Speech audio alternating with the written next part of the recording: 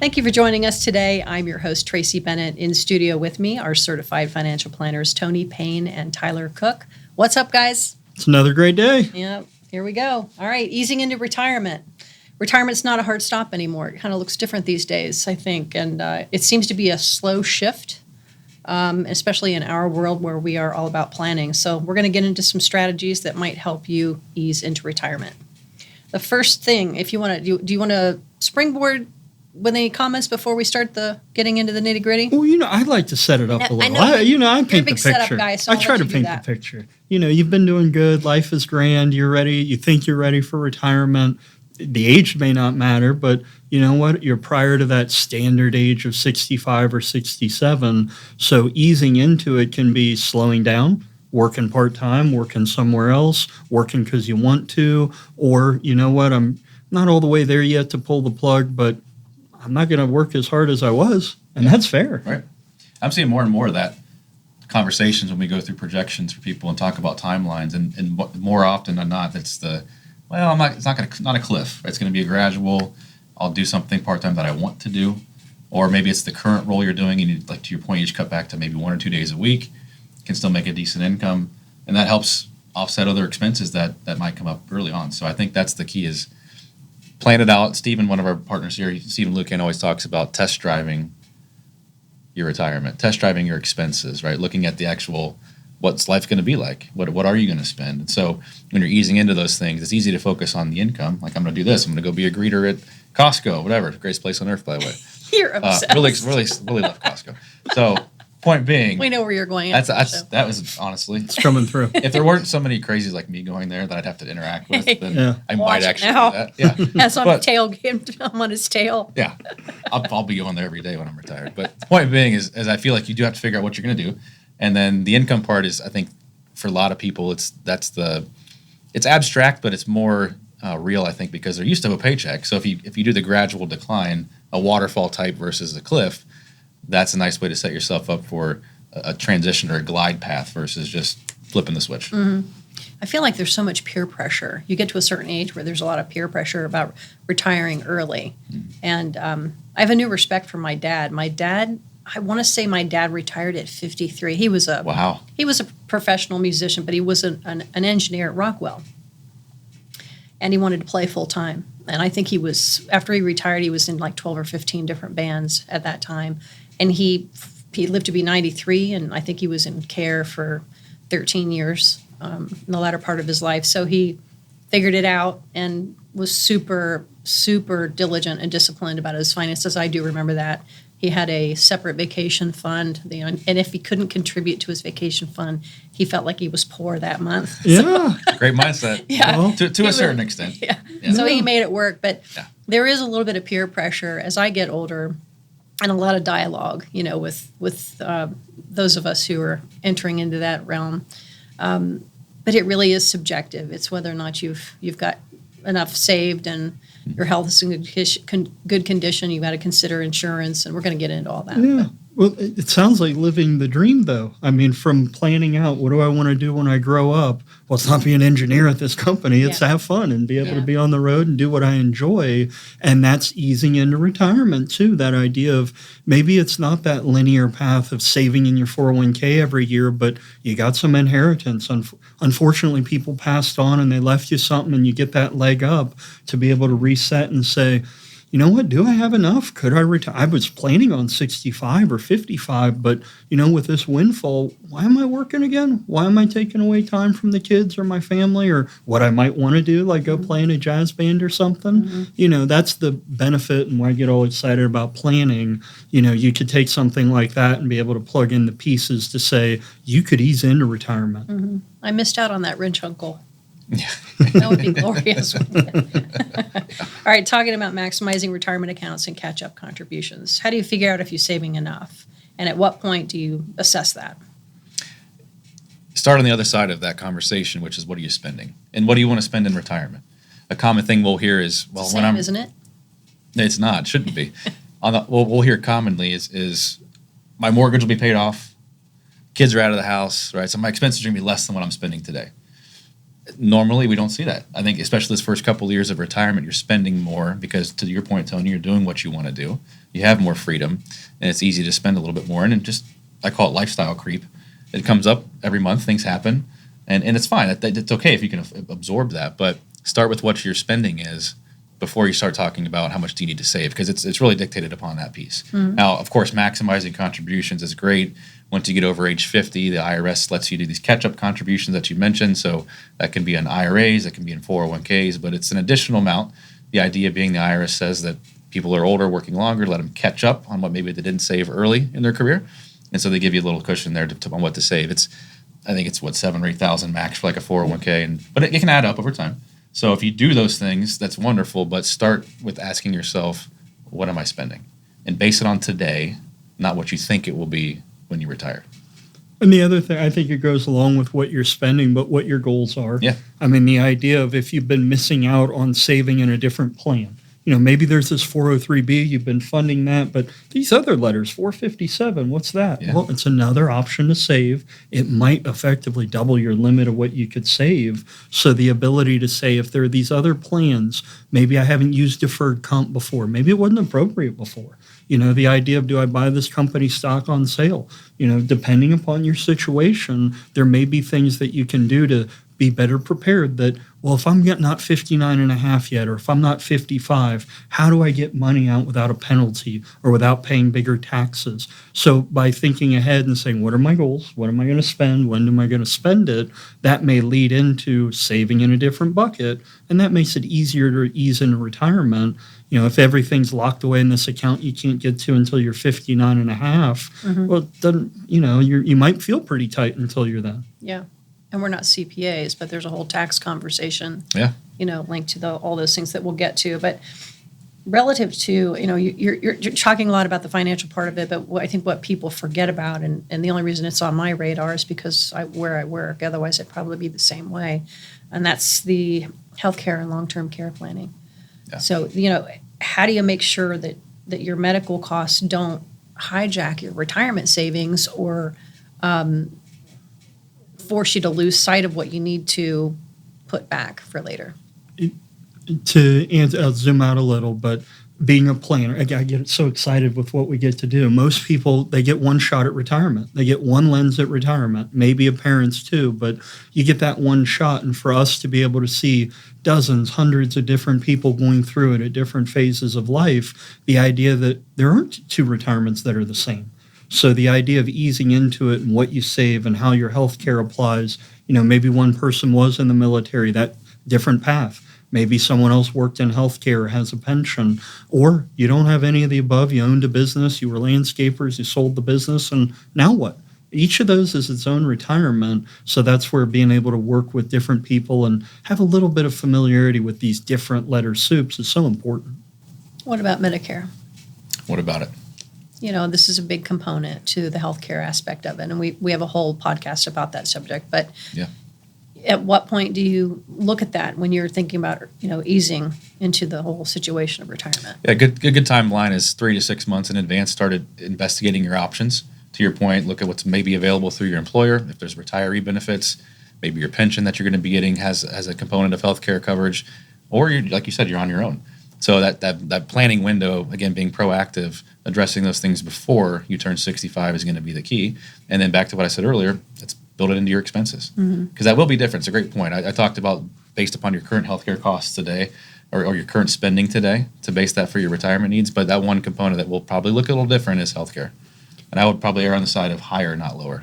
Right. You think about easing in, and if you're planning and you have some flexibility, we'll go back to the business idea of, well, you're 5 or 6 years out, you want to transition the business, maybe there are no kids or they're not interested in it, you have an outside buyer, so the idea of, well, I want to be done, I want to enjoy my trips, I want to enjoy my family, well, they're going to need you there a little bit typically to hang around. Well, that may be a great time to say, I'm still going to get health care through work, because I'll still be on the payroll. I might not be responsible for everything. I might still have my check coming in or that larger check. But synchronizing things like that too, where, you know what, if I know at 65 healthcare might be on Medicare, but I need to cover the gap before that, the earlier you think about that, that's one less pressure point to say, oh man, that's a giant bill. I can't retire yet. If you've been planning for that bill all along, it's a lot easier to ease into it. Mm-hmm. I'm going to retire at 60.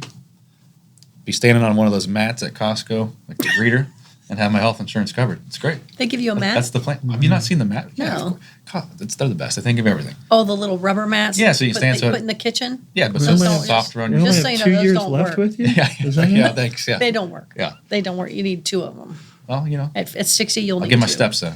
Have my Hokas on. It's going to be great. Can you just picture me right there? About a tag. If Oh, you yeah, I were- can you see tuned that. in for retirement, this is a picture Right. of Tyler's retirement. You know, at another podcast, you said something about Social Security and Medicare working together. So when you're as a person who is considering moving into retirement in the next, I don't know, 5 or 10 years early, how do you address the Social Security? You still approach it the same way you would?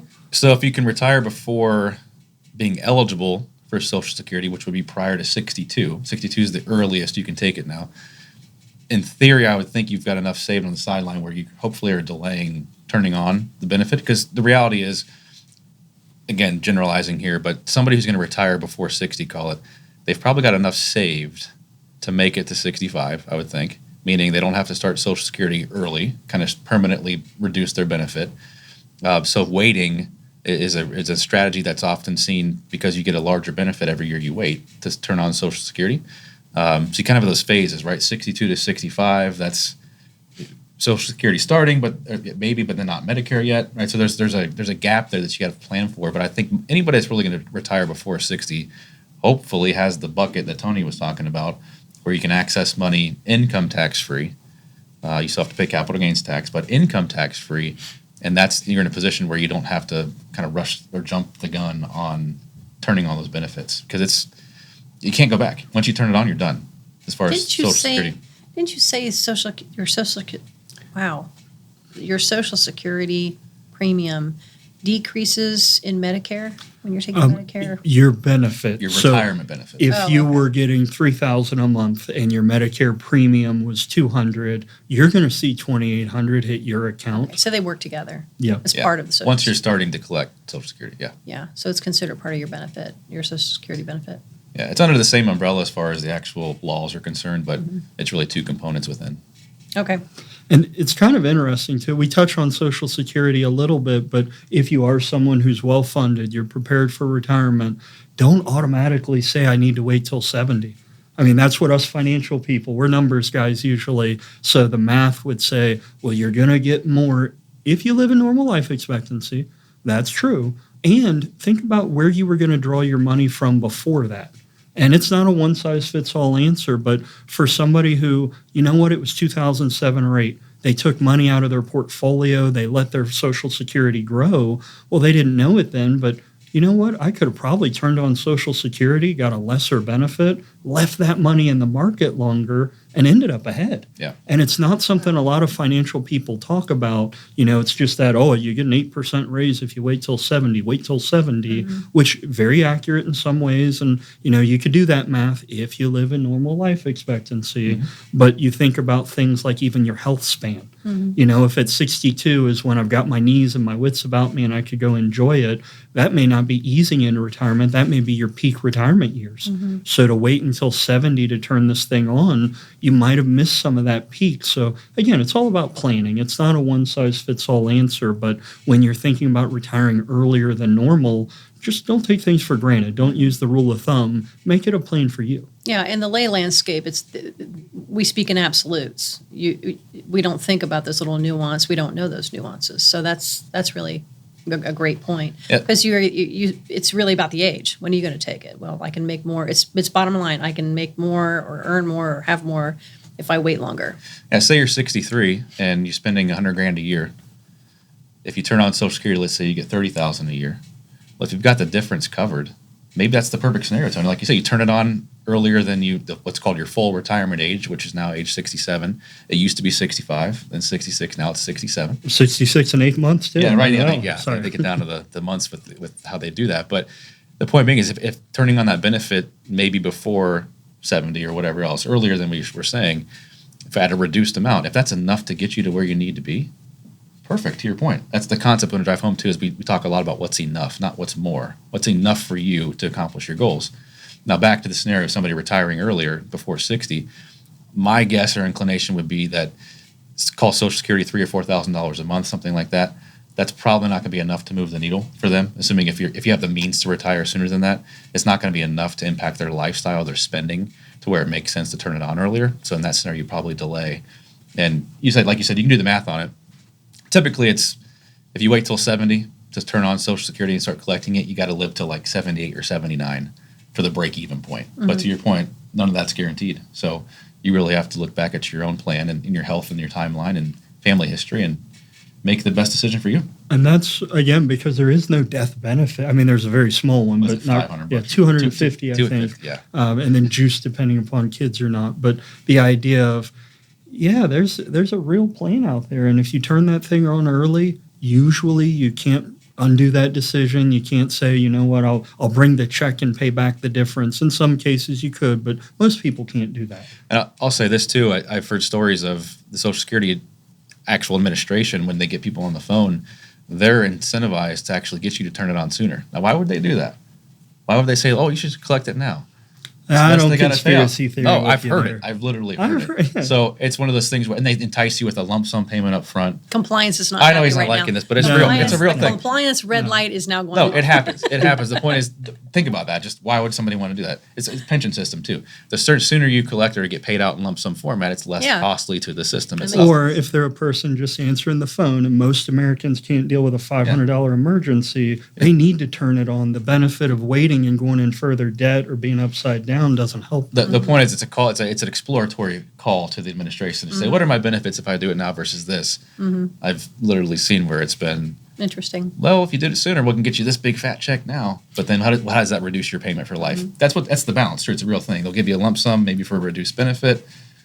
You got to play that out and run the numbers. You need somebody like us to help you. Yeah. And like you're sharing, even the idea of let them know you might be somebody with resources. You're not the average bearer, but they're looking at the average American a lot of times. So that, again, whether it's a conspiracy or the negative or trying to help out, the idea of, you know what, most people aren't ready for it. Yeah. That's it's confusing for sure too. People are calling in.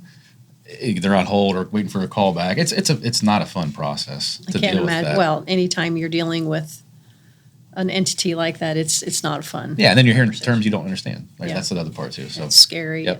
And, the point is, don't scramble and do it last minute. Plan proactively. Do your research. Figure out which method and when to take it's going to be right for you.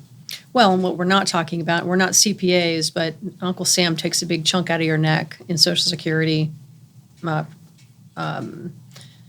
So how do you, when you're creating withdrawal strategies, or in your brain you're preparing to take withdrawal strategies, how do you come up with a plan that includes the Social Security, knowing that? Yeah, well, from a tax perspective. Especially with the OBA, the One Big Beautiful Bill Act passing, there's been a lot of talk over whether Social Security is tax-free or tax-exempt, and it really depends. I mean, depending upon your income and your scenario, it might be. There might be some of it taxed. There might be up to 85% of it taxed. So the idea of that's how much... That's not the tax rate. That's how much of the benefit is taxed. Oh. Correct. Yeah. Okay. No, my brain just calculated. I'm like, uh-oh. And see, that's where it gets complicated, though. Exactly, yeah. You've got a $100,000 benefit, and they say 85% is taxable. Well, it's not 85,000, but it's the taxes on 85,000. Right. And that's, again, it gets tricky here. Mm-hmm. Yeah. Boy, what a chess game. People think that they don't need the help of an advisor in retirement, but it seems to me, circling around you guys, that it certainly would help. Well, and you hear things on TV, like with the One Big Beautiful Bill Act, too, like the whole talk about tax, no tax on Social Security and no tax on all those other things that sound great. The reality was the way the bill was passed through Congress, they could not change the Social Security laws because they used the budget reconciliation process. Not to get too technical, but the roundabout way to say part of your Social Security was tax-free was to give a new deductions for seniors, $6,000 per person over age 65. Now, whether or not you get to deduct it is based upon your income. So it sounds great, but then you really got to dive in to see what your specific situation looks like and how much you actually benefit from it. All right. Lastly, and as important, is the legacy and estate planning. So how do you make sure what you've built goes exactly where you want to? Spend it all yourself. Yeah, there you go. That's the best way. That is the best way. And if you're not going to do that, fine, okay. I'll take you seriously. You see the judgmental look I'm I getting? did, but have fun, Tracy. Enjoy. Never. You know, I could never do that. that's what we're here for. I'm like working for them. I'm like, how much can I accumulate for them when I'm gone? It's you terrible. Hear that, guys? Right? We go through, and this is a fun job. Yeah. This is what we get to do. And it's being able to look at somebody like you and say, you've worked so hard. You've done all this. It's not a guilt thing. You help people through education. You set them up the right way. How do you enjoy your retirement, get the max out of it, and ease into it, not knowing how long you might need it for? You know, there is that balance. I've had family members who were diligent savers, did it all the right way, passed at 62 the year they retired. Two, my aunt and my grandmother. Wow. So you think about great diligent savings and that money imprint, that's real. Mm-hmm. So the idea there is some balance in this. And if you have a plan, you're looking at your numbers, you're doing it the right way, well, enjoy it now. You know, and if you want to direct a little bit for later on, well, then incorporating that to an estate plan. Mm-hmm. And usually it's this hard thing, I need to give each person $1 million. Well, you don't know what life's going to hold. But if you said I might leave each a third, well, that's a little more flexible. Mm-hmm. And again, that's where talk to an attorney, talk about your goals. You know, what is it that I want to have happen? Is it somebody gets the house who's still living in town, or, hey, they sell the house and divide it equally? Or, you know, one person, they're a great success. They don't need the money. They need a letter from us saying we love them, but the money was for the other kids. Mm-hmm. You know, that's all part of this, leave the legacy and plan ahead. Yeah.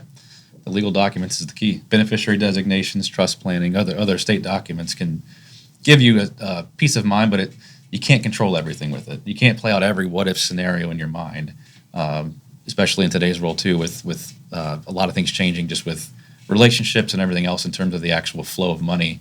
You see, like the Modern Family, right? Kids from previous marriages, things like that. You can't control every dynamic of that, but a lot of times we'll want people to keep money in the bloodline, they'll say, and not other people that come into the mix. So go as far as you can with it, but using the documents you mentioned, with an attorney, I probably wouldn't do this yourself. That's the best way you can put yourself in the position to pass on what you want. But priority is you, Tracy, right? It's you first, not the kids. I don't know. We can't help but make this about you now. Yeah. I don't know. Yeah. You're kind of convincing me. Early retirement. That Never mind. Don't go so far. Never mind. All right. I think you signed a lifetime contract. Yeah. Oh, did I? Huh? Yeah, Okay. please. Yep. Oh, God help us all. Well, thank you very much for joining us. That's it for today. We hope that you'll join us again. And don't forget to like, share, and subscribe.